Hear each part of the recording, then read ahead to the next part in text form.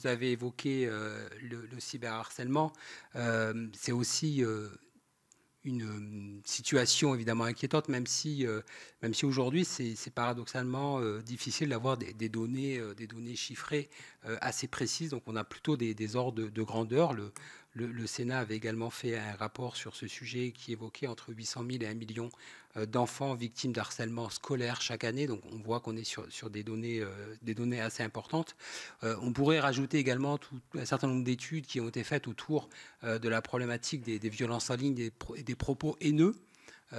Qui sont aujourd'hui un enjeu extrêmement important et qui sont peut-être, en tout cas parfois, un élément qui s'inscrit dans le champ du cyberharcèlement, mais pas que.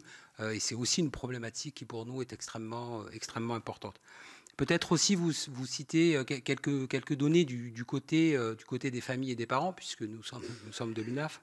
D'abord, la dernière étude qu'on n'a pas encore publiée, qu'on va publier, montre que ces questions, et en particulier la question du harcèlement, est aujourd'hui jugée par les parents comme le principal sujet d'inquiétude pour tout ce qui a trait à la santé des enfants. C'est-à-dire qu'on a, dans le cadre des futures assises de la pédiatrie, qui auront lieu très prochainement. On a mené une enquête auprès des familles qui montre que cette question du harcèlement est vraiment le sujet principal de préoccupation et qu'il y a véritablement une vraie demande d'accompagnement et de soutien des parents, et en tout cas une vraie demande à ce que des mesures soient prises pour lutter contre ce dispositif.